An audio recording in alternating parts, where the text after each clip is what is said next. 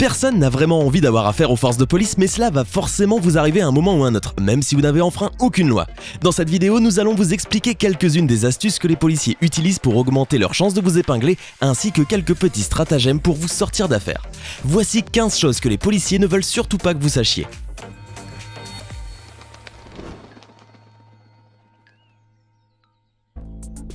Les plaintes contre les officiers de police peuvent être détruites. Le problème avec les forces de police, c'est qu'ils ont développé une culture d'autoprotection, qui prévaut même sur la protection des civils.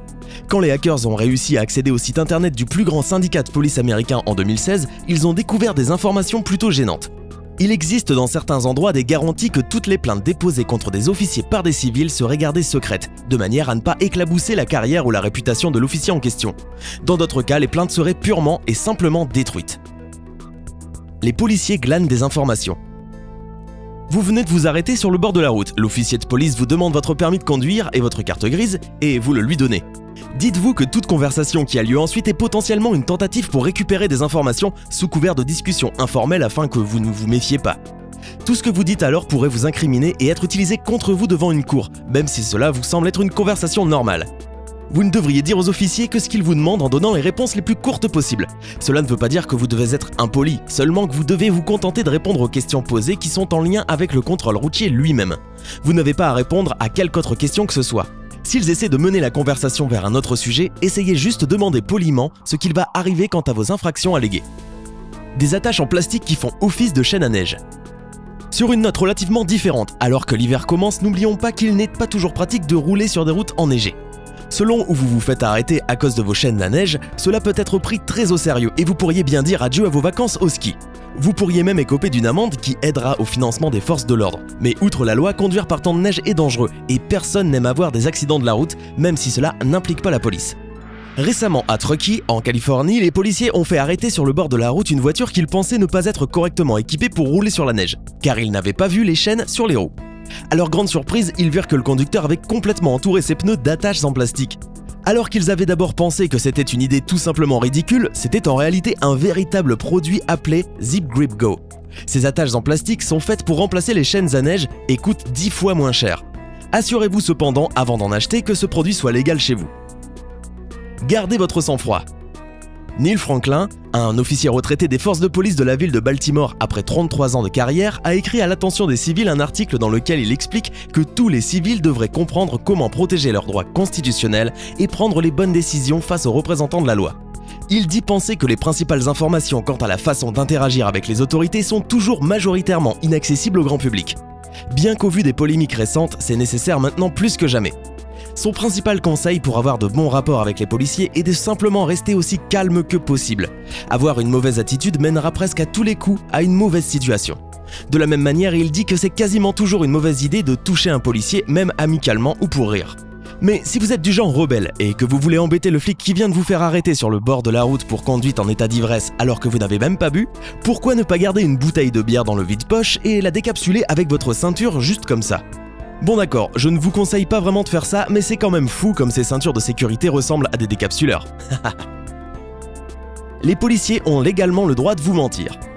Imaginez qu'un officier vous ait dit que les autorités avaient vos empreintes ou votre ADN, et que cela vous incrimine, ou pire, que cela prouve que vous êtes coupable du crime en question.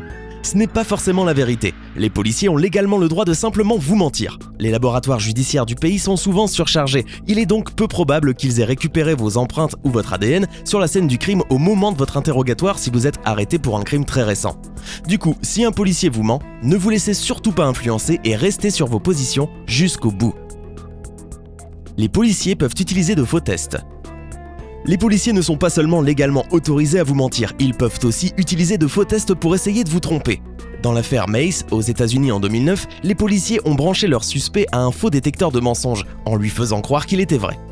Ils lui ont ensuite posé des questions, puis lui ont montré un faux graphique provenant de leur fausse machine, disant que le graphique prouvait que le suspect mentait en répondant aux questions.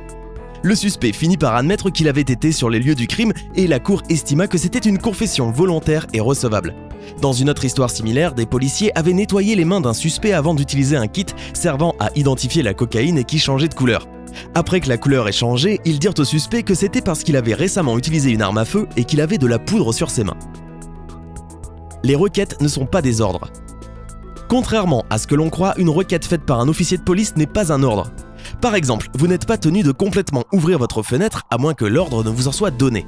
Vous pouvez aussi filmer les policiers en service, cela pourrait servir à prévenir toutes sortes d'éventuelles entourloupes judiciaires puisqu'ils sauront que vous avez les preuves en main. Oui, peu de gens le savent, mais dans les faits, en France, la loi n'interdit pas de filmer les policiers, sauf ceux de certains services comme le GIGN, le RAID, le GIPN, la BRI ou le service de sécurité du président de la République.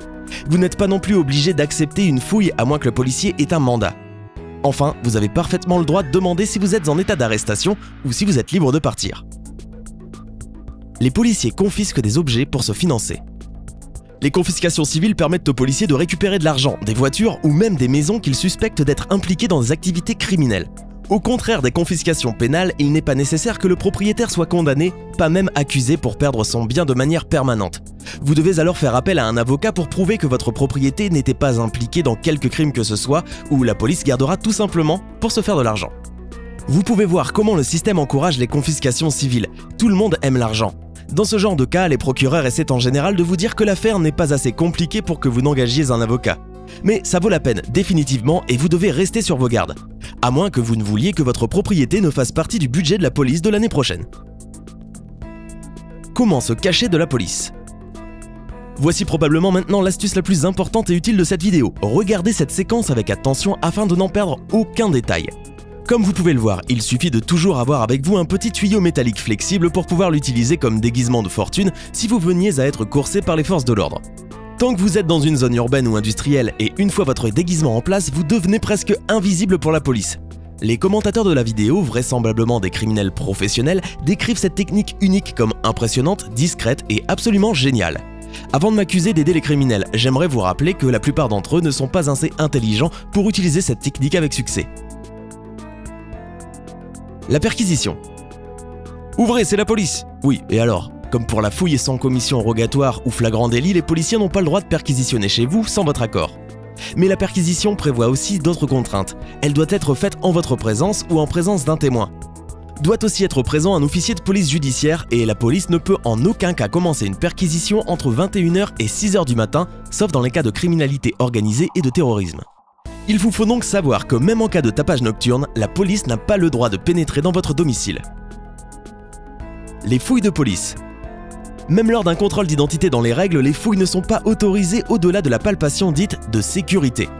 Donc, hormis vous palper par-dessus les vêtements de la tête aux pieds, on n'a pas le droit de vous vider les poches ou de fouiller votre sac. Pour cela, il faut une commission rogatoire signée par un juge ou un ordre du procureur de la République.